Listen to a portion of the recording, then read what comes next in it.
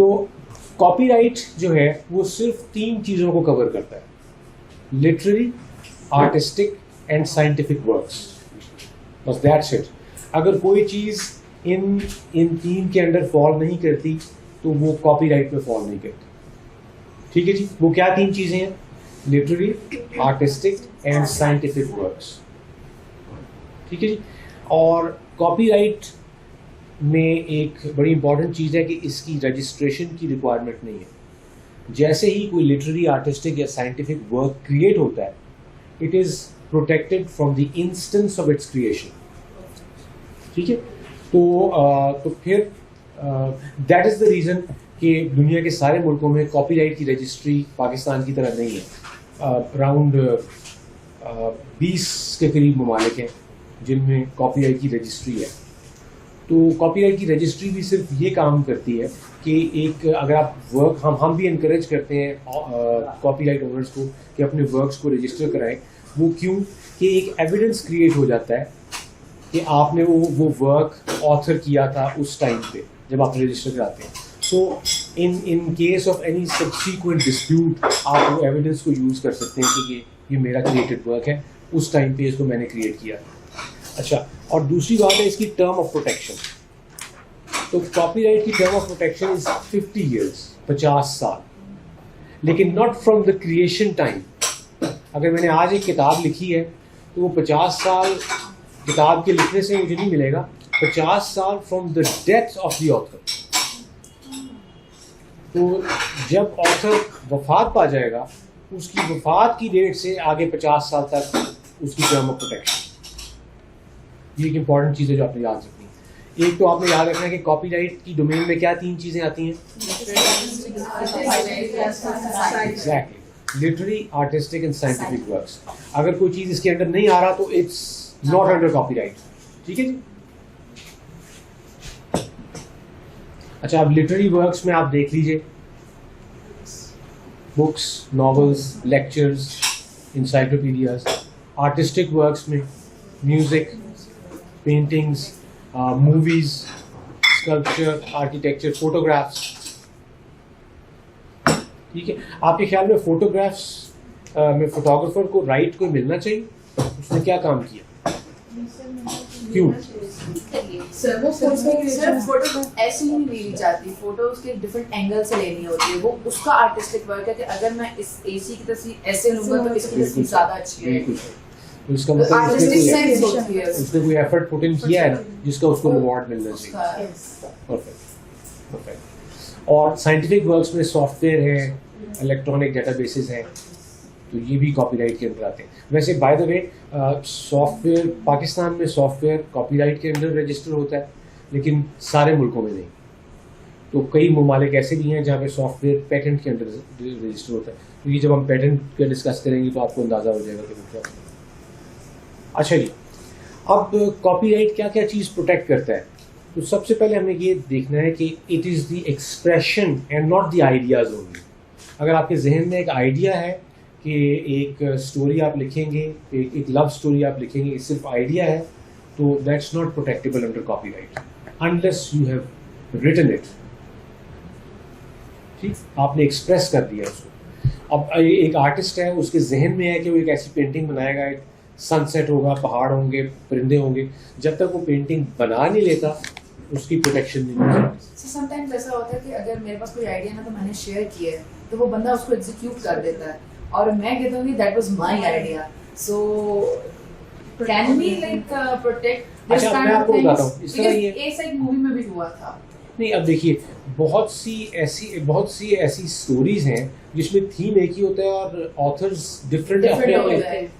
سو آپ یہ نہیں کہہ سکتے کہ وہ اس کا فار ایگزامپل قرآن مجید کی کتنی تفاسیر ہے، تو آپ یہ کسی کو نہیں کہہ سکتے کہ کسی نے کسی کا کاپی رائٹ لیا ہے. ایسی بات ہے. ہر بندے کی تفسیر اس کا اپنا کاپی رائٹ ہے، حالانکہ اس کا سبجیکٹ میٹر ایک ہی ہے. سو اس نے جو اپنے انٹلیکٹ سے اس کو پروڈیوس کیا ہے وہ اس کا کاپی رائٹ ہے.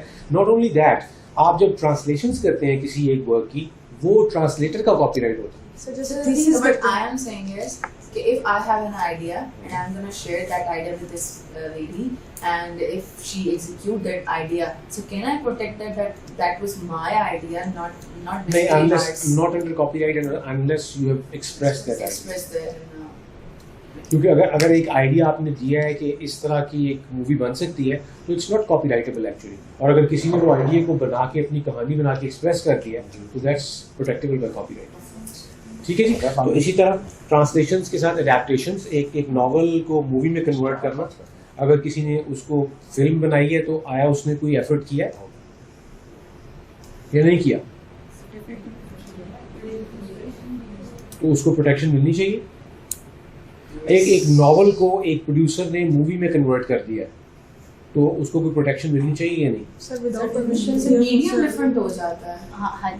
सर वो without That was a book. नहीं, वो सर परमिशन जिसने के नॉवेल लिखा है परमिशन के बगैर नहीं. जी ये हम With अस्यूम permission. कर रहे हैं कि परमिशन के साथ है, जाहिर है वो परमिशन के बगैर तो किसी Yes, का sir. नॉवल यूज नहीं कर सकता. लेकिन अगर उसने किसी नॉवल पे बेस करके एक मूवी बना दी है तो आपके ख्याल में उसने कोई एफर्ट उसमें डाला है कि नहीं सर डाला, डाला तो उसको कोई प्रोटेक्शन, कोई रिवॉर्ड मिलना चाहिए या नहीं मिलना चाहिए. That's it. कॉपीराइट उसको रिवॉर्ड करता है. अरेंजमेंट्स ऑफ म्यूजिक, कंपाइलेशन, सारी चीज़ें इसी तरह. अच्छा, अब कॉपीराइट में दो किस्म के राइट्स होते हैं. एक इकोनॉमिक राइट्स हैं और एक मॉरल राइट्स हैं. इकोनॉमिक राइट्स वो हैं जो कि कॉपीराइट ओनर ट्रांसफ़र कर सकता है. फॉर एग्जांपल, मैंने एक किताब लिखी और मैंने वो किताब एक पब्लिशर को बेच दी 1 लाख रुपए में. अब वो जो राइट है उसका ओनर वो पब्लिशर बन चुका है. मैंने अपना राइट फोरफीट कर दिया, बेच दिया. लेकिन जो मेरा मॉरल राइट है ना कि मैं इसका ऑथर हूँ और वो मेरे नाम से हमेशा मंसूब होगा, ये कभी ख़त्म नहीं हो सकता. सो इकोनॉमिक राइट्स, फाइनेंशियल राइट्स तो ट्रांसफ़र किए जा सकते हैं, not moral rights. For example, मैंने एक किताब लिखी और वो आपको बेच दी पब्लिकेशन के लिए, आपने खरीद ली. Okay. अब जो मेरा नाम है एज ऑथर वो आपकी, आप उसको बेच के करोड़ों रुपए फायदा ले सकते हैं उसकी पब्लिकेशन का, उसकी सर्कुलेशन का. पब्लिशर्स का है कि जितनी मर्जी कॉपीज आगे भेज. पब्लिशर का ये है कि उसने क्योंकि वो खरीद ली है तो अब वो उसकी जितनी मर्जी कॉपीज छाप ले या इवन आगे किसी को लाइसेंस कर दे, क्योंकि वो अब ओनर बन चुका है उस कॉपीराइट का. It's like property. ठीक है जी. और एक, आप अगर वो आपके वर्क को या पोएम को डिस्टॉर्ट करता है तो आपका ये भी राइट है कि आप उसको रोक सकते हैं कि this is my work, I was the author, although I do not have any financial rights over it, लेकिन आप इस मेरी पोएम को डिस्टॉर्ट नहीं कर सकते. ठीक है. तो ये मॉरल राइट्स हैं ऑथर के. और फाइनेंशियल राइट्स या इकोनॉमिक राइट्स वो पैसे से रिलेटेड है, वो ट्रांसफर हो जाते हैं. ठीक है जी. तो फिर कॉपीराइट में आप बताइए फिर क्या आपको समझ आया, क्या इसकी डोमेन क्या है, क्या 3 चीज़ें. ओके.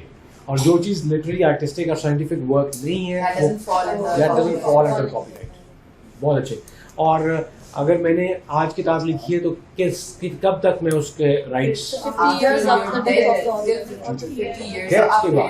डेथ के बाद 50 इयर्स जो मेरे एयर्स होंगे वो फिर उसके राइट्स का बेनिफिट लेंगे. ठीक है. और उस वक्त वो फिर कंट्रोल करेंगे कि उन्होंने किसी को बेचना है या नहीं बेचना. Obviously, they would be the successor. जी बिल्कुल. ओके जी.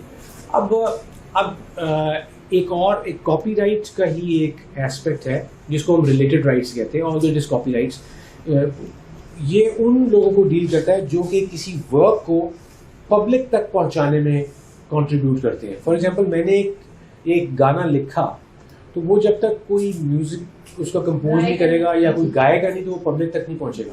तो जिसने म्यूजिक कंपोज किया है उसने कोई एफर्ट किया है या नहीं किया, तो उसको कॉपीराइट मिलना चाहिए, उसको रिवॉर्ड मिलना चाहिए. और जिसने वो गाया है उसने एफर्ट किया या नहीं किया है, तो वो उनको हम रिलेटेड राइट्स कहते हैं. और कई दफ़ा इसको नेबरिंग राइट्स भी कहते हैं, लेकिन दे आर कॉपीराइट्स. तो these are derived from copyrighted works and these are the rights of contributors in making the work public.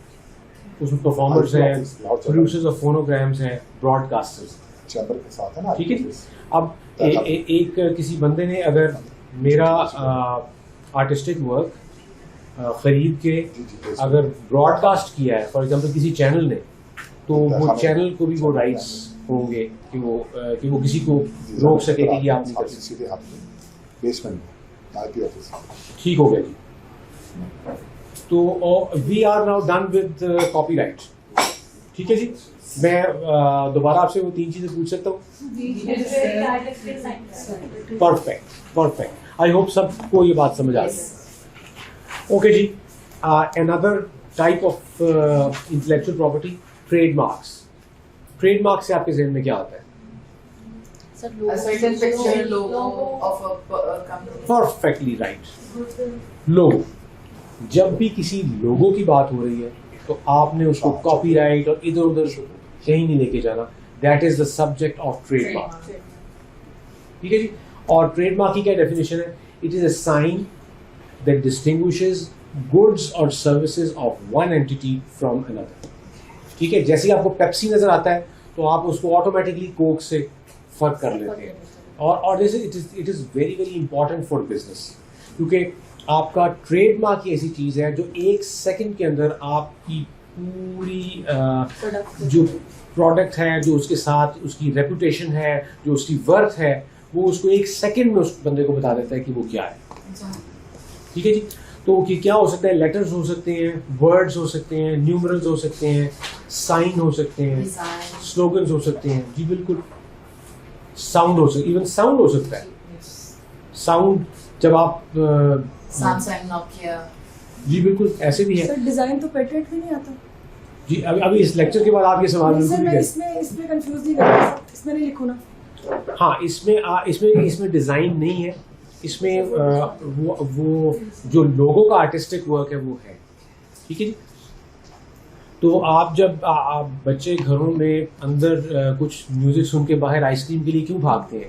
کیونکہ ان کو پتہ لگ جاتا ہے کہ کون سا برانڈ باہر آیا ہوا ہے. So that's the sound which is the trademark of this ice cream. ٹھیک ہے جی. اور ٹریڈ مارک بہت صدیوں سے استعمال ہو رہا ہے. جب سے ٹریڈ سٹارٹ ہوئی ہے ٹریڈ مارک سٹارٹ ہو گئے. کیوں؟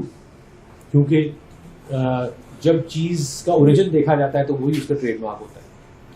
اچھا یہاں پہ بھی ایک کانسیپٹ ہے, ایک ٹریڈ مارک ہوتا ہے, ایک سروس مارک ہوتا ہے. تو آپ کیونکہ سب لوگ جانتے ہیں کہ سروسز کیا ہوتی ہیں. A trade mark for services is called a service mark. So کوئی سروس مارک کی ایگزامپل آپ بتائیے. OLX is a service mark. TCS is a service mark. PIA.